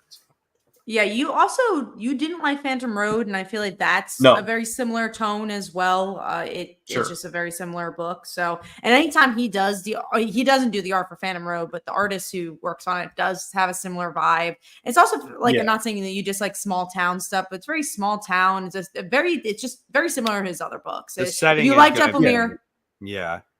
No, I agree. Like he did like Essex. I think he illustrated that as well as like Canadian hockey and all that stuff, and it fit that. I guess I was looking for a different kind of vibe from this book that I didn't get. Yeah, you remember Trillium?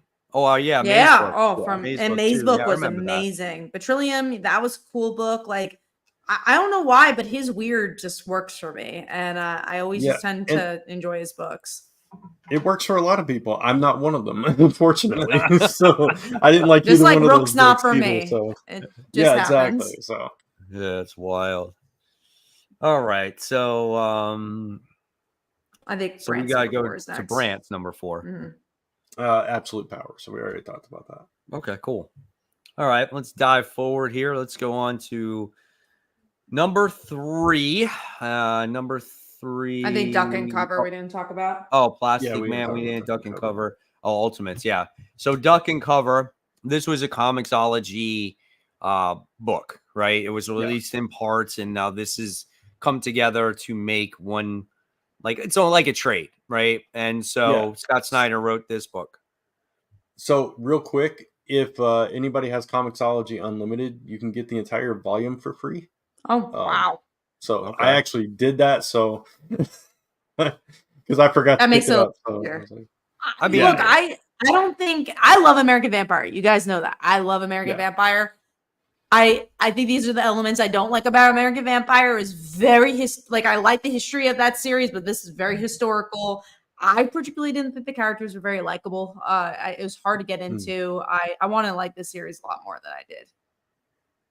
I'm very much on the fence on this one because, and I don't know if you'll agree with me on this, Brant and Kat, but the characters were just like the story. It took forever to get into the story, and I'm just like, there was no character here where I felt like I could really get attached to him. I'm like, do I really like this guy? Do I really like this girl? Do I care that this guy wants to be a director and filming? And I'm just like, where are we going with this? And then the film was visually interesting, but other than that, right at the end, it finally got to where it needed to get to, and I'm just like, that's cool, but I'm like, do I want to keep going with it? Right? Yeah. So real quick, somebody asked how many issues. You said you think 3. This issue was 56 pages, right? The whole thing is 112 pages. So okay, so probably. I think it probably would be 3. Yeah. Right. I feel very much the same way. I feel like the early part when they were kids and we were learning about them, I felt more connected to them. I was more interested in the kid wanting to be a director and all that.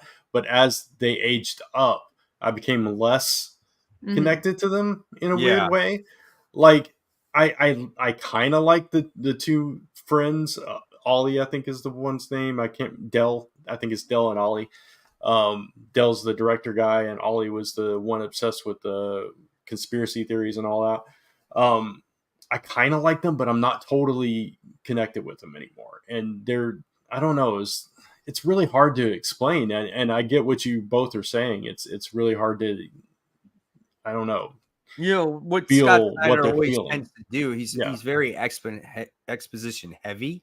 So True. in There some was books, a lot. it's fine. And in this book, I felt like it just wasn't needed. It really wasn't, Yeah. Also, I'm not sure who was narrating, because they mentioned at one point that they're in the yellow car watching all this go down, and I don't think we ever, at least not in this issue, ever got to see who exactly was telling the story here. So I don't know how they're connected to these characters we're following. And then when it gets into the actual story where the thing happens, it's like you're led to believe it's one thing. I already knew it was probably going to be the other thing, and I just lost my earbud. So, yeah, it was. I think that kind of took me out of it a little bit, getting into basically War of the Worlds, which makes sense, and it's in the 50s. It's a interesting story to tell. That kind of thing. So, but I'm kind of on the fence with it. I don't know how to feel about it. I don't know how to feel about where the story's going, or the characters, any of that. So, very conflicted. I'm probably not getting the next issue, but I understand. Yeah. That. I'm very much on the fence. I think it might determine on the week if I pick it up or not. Well, since I've got the whole volume, I mean, why not? I'll probably read it, but All right. Well, let's move on to our number 3 now. Let's see. What was my number 3? Mine was the Ultimates. So that was my number 3. Brant, what was yours? Mine was actually Rook. Cool. And Kat? Mine was Plastic Man. We already talked about it. Okay, cool. All right. So now we're going to move on. I am surprised you guys read this, the Justice Society of America. I want to finish it off. I have it, but it's like they come out so far and few between. It's just like I like will maybe read it when it's all done, because I'm tired of like waiting for it to come out. You know what I'm saying? I mean, there's not much here. It used to be a story about Huntress, and now the Legion of Superheroes are here. You could tell that the next series, it's not. It's fillerish. Yeah, I'm done. I think there's only one issue left. I know. I was almost done last issue. I know, it's crazy. What's the point though? Like you said, by the end of it, she left the team. It's like, I'm sorry to spoil it, Mike, but it's like, what the heck? Where was this going then? I don't understand. It's just, it got so messed up in these last couple of issues that it just went so far left field that I just lost complete interest. I like forced myself to read this issue because it was just like, and then once I got to the end of it, I was like, I wasted my time. I really liked the beginning of it. Me too. Yeah. Me too. When was the first issue? When did it come out? Oh my! Let's find out. But I think it was like years ago. With this, like 2 years ago. Let's see. I think it was 2 years ago. It came out on. Yeah, I think it was 2 years ago. I think it was 2022.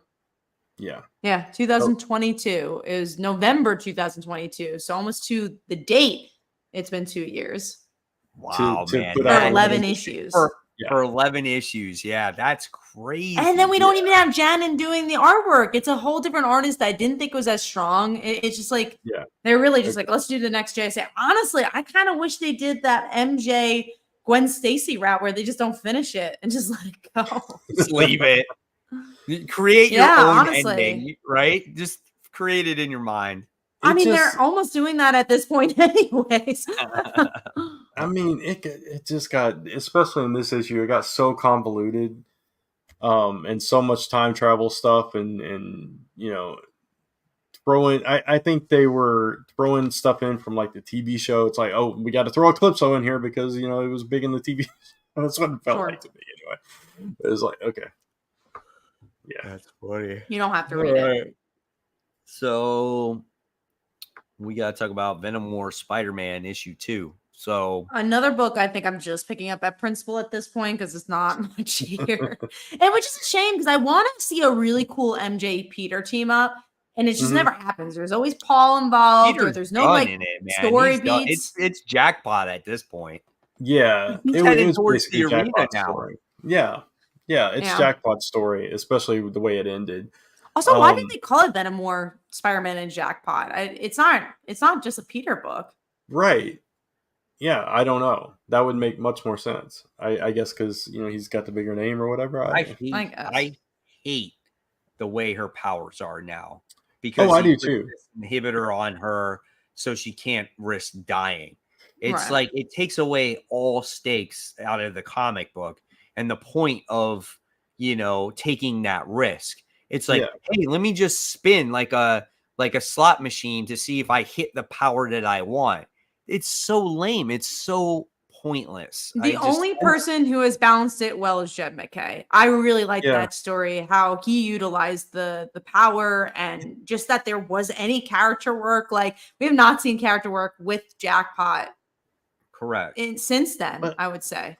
But I like in that version that it was unpredictable. Like she never knew what she was going to get, and she had to make use of whatever she had. But now it's like, oh, let's just keep respinning and She's get a god. to the thing. Yeah, exactly. All powerful, no weakness. All that stuff. It's too much. I like the art. I know a lot of people. It's the art whatever. Is fine. It's Greg Land. I like the art. But yeah, the story was just. It's just I find it hard too that she's so confident as this hero so quickly. This. Yeah. If Kitty Pryde can't be Tress, why can't Mary Jane? I get like she spent time in this other world, like it was like what 5 years. So it's like off panel, you don't know what she's been through. Right. But I don't think she was been through like these types of cosmic threats because weren't they in hiding when she was in that whole thing? And they were protecting kids as well. Yeah, so exactly. Only she was just going out there and right. She can't just go out there. Because I got this gauntlet. I know everything about how to stop everything.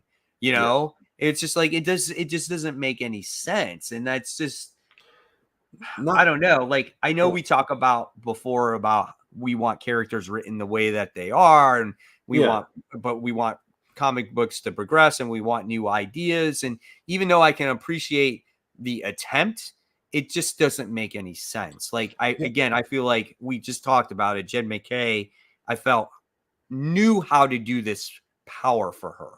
Yeah. And that's the good balance with that particular story. She was still confident and strong, which Mary Jane always is.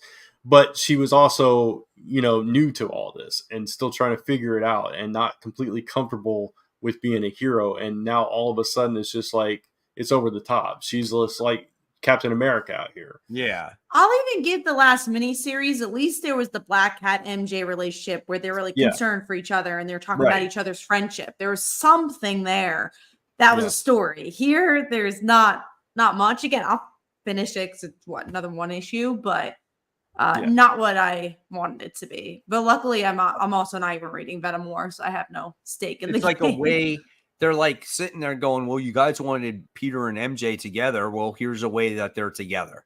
And that's what I feel like they're trying to do here. I don't even mind that if it's a good emotional story. If it's them talking about their friendship. I mean, like, I loved you, but I know this won't work out. Let's be good friends. I want you to be my best friend. Sure. They don't. Yeah. Exactly. Yeah. They act like. Well, Venom tried to talk about it, but Peter. Yeah, Venom tried in a comedic way, which I also do not like.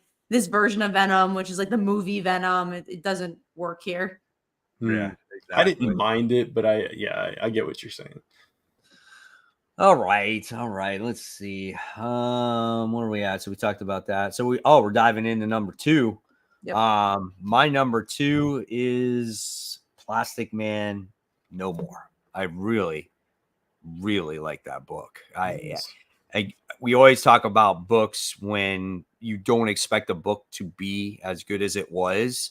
Mm. And for me, it was phenomenal. Like I really enjoyed it. Just to pack everything that it did without overwhelming the reader. I think, Cantwell did a phenomenal job with that. All right. Brant, what was your number 2? Mine was Flash Gordon, issue number 2. So I got that last week. Did you get it last week? Yeah, I did. Oh. Yeah. There's another book I think you got in your haul, Mike, the of the Void book from that cave. And that doesn't come out until this week. That's so so I got that last week too. So I was like, because I was confused because on League of Comic Geeks, they said it came out like this week. Yeah. So, and so like I already had Flash as well. That's weird. Yeah. Did you like it? I mean, I liked it because we find out Ming's. Yeah, it was really good. I really enjoyed it. Yeah, you find out Ming's still alive, and he's got to work with his bitter enemy.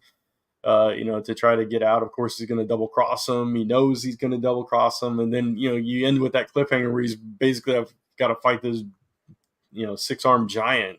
Yeah, just crazy stuff. But it's written so well. Yeah, it's beautiful art. It's written so well. It's really surprising, and it's not cheesy either. Yeah, no, not at all. So it's good. All right. So what was yours, Kat? Uncanny Valley issue 5, which is the penultimate issue only for this arc. I think they have another arc coming up. I think maybe originally this was a mini series and now they got more issues, but I like this issue. We learned a little bit more about the power set of our main character. I like the mom in this. I thought she was really action packed, and I like the whole like whiteout situation in the end. Yeah, I thought it was a very solid issue. Yeah, awesome. And the way he just like, I'm just gonna go into it, My only problem with this book is it's so like quick. It really it is very quick read, But a lot happens in the quickness, which is absolutely. Like. And you get some good character moments. You get the mom that she winds up doing her toon powers in this one, trying to protect her son, and just a lot of elements. And the cliffhanger leaves you excited for that last issue of this arc. So it's great stuff. Mm-hmm. All right, so let's talk about you guys can talk about Birds of Prey issue 13. Is there some like portal jumping that's going on, and did they rescue Barbara Gordon and stuff like that? They're finally done with that. It just is. No, I was just gonna say it just is at this point. It's a book I read because I want to support the book, but I don't. I'm sure it's gonna happen like Batgirls, where we read like 20 issues and then like the last 5 issues got really good. But well, I mean, you feel like the team's gonna change after this again, right? Sure, they keep changing. Because what's her name? From Wildcats, what is her name? Zealot. She's like, lose my number, and different stuff's going on like that. And so this story's gone. Now you're gonna rotate the cast again. They're done with the portal jumping and everything, but this story I didn't love. I didn't love the portal jumping and all that stuff. So I was there for the characters as well, but I don't know. I'm gonna say tentatively that I might take a break from it, but at the same time, I'm gonna see the roster next time and be like, "Oh, I like that character," and I'm probably gonna jump back on. But right. I'm reading it to read it for now. We'll see how long that lasts, but I like Barbara Gordon too much to not see what she's up to. Right. I get it. I'm there with you, but it's a hard one of those books. Yeah, it is. Yeah. All right. So let's give there's a question from the watcher. Are we going to read Tom King's Black Canary? Yeah. I'm actually really excited for it because I've been enjoying his Wonder Woman. I'm definitely going to give it a shot. Yeah. I will try number 1. I will definitely give you that to talk about it on Worthy Ones. Books of Prey is a book that I'm surprised to hear so much chatter about. Kelly Thompson has gained a big following, and each of her books is main event status. I mean, it got nominated for an Eisner. That should tell you something. It might not be for us, but that doesn't mean it's not a good book. It's just not our thing. And I love Kelly Thompson. It's just, I don't know. There's something about some of the stories, just not every story is for every person. Yeah, the art is a little weird for this book too. So it is. Yeah.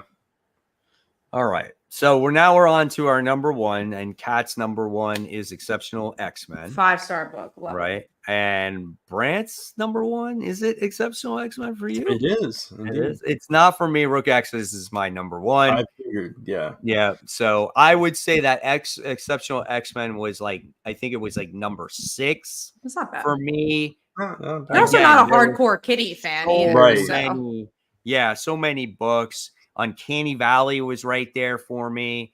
I was putting my stack up and I'm like, man, this is good. This is good. This is good. And then you'll probably come to next week. And next week's comics, there might be a lot of them, but I don't know if they're going to be up to this caliber of. No. I mean, you got Uncanny X-Men, you got stuff like that, but this week was just, you had Uncanny Valley, you had your Rook, you had a lot of books. Now, I did hear that there are potential books being delayed really tomorrow. Okay. And I think one of them could be Transformers. Ooh. I don't know. The article was on Bleeding Cool. I don't know if it's all the covers for Transformers or if it's just like the main cover. I'm not sure 100%. Well, I will. I don't know. What are you gonna say? Now I don't know what I was gonna say. I was gonna say I don't see it, but on the League of Geeks, but then I saw it, so I missed it. I read right past it. Jeez. I found the article on my Facebook group. So someone posted it on there, and it was like not just like this week's books, but throughout the month, there's a stagger. There's a few books out there, Gotcha. That won't be fun, but we'll see. I know you guys love your Transformers, so that will make the week even weirder and maybe not as strong. Especially, it's the last issue of the arc. The last issue of the arc. Ooh, that's pretty bad. It's a ooh. I know I'm okay, but I feel sorry for you guys. Unicron's gonna come. We love our unicorn.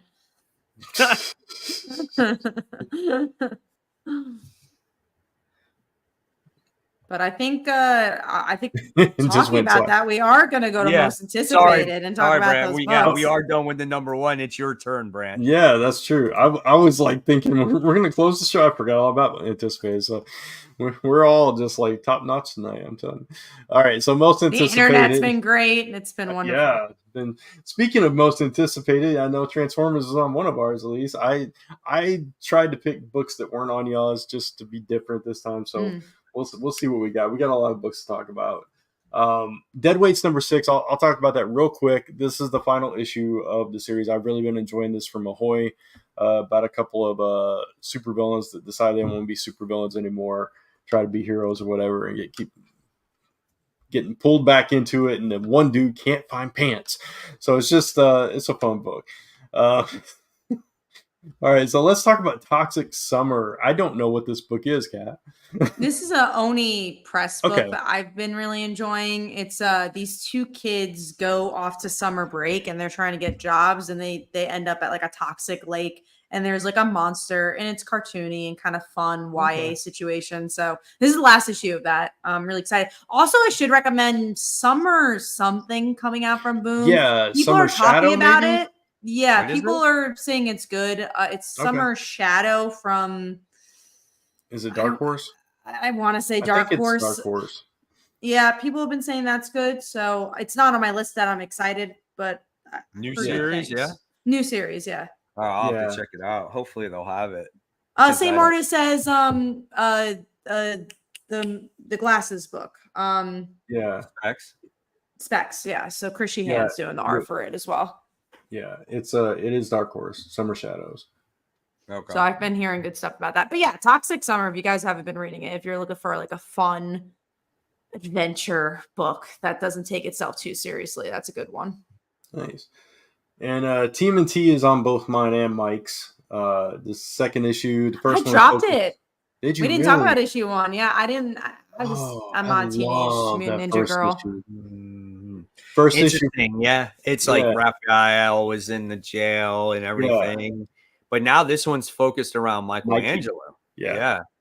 So, and he's in Tokyo trying to be like a flippant actor. Yeah. So that's kind of wild. I want to see that, man. I cannot wait. I love the first issue, so this second issue is going to be so good. I think Mikey's my favorite character, so I cannot wait to see Mikey trying to be an You like obviously like Pizza Mikey? Is that what you like? Yeah, actor. bro. Yeah, Got of course. pizza. Yeah. Cowabunga, dude. Yeah. He's a fun one. That's why. Yeah. Anyway, let's see. We got Avengers Assemble. It's a miniseries, 5-issue miniseries, but I'm very curious about this one. That's why I am put it on too. my list. I know Julie Yeah. Power's been on a cover, and I don't know Yeah. why. So I'm like, okay. And so is Night Thrasher. Night Thrasher. Sure. It's a extended cast of Avengers. They're an emergency response team, but it gives me like Justice League Unlimited vibes. Mhm. Going to be different characters highlighted for different missions. Is kind of the vibe I'm getting from it. So I'm really curious about that one. I'm picking it up.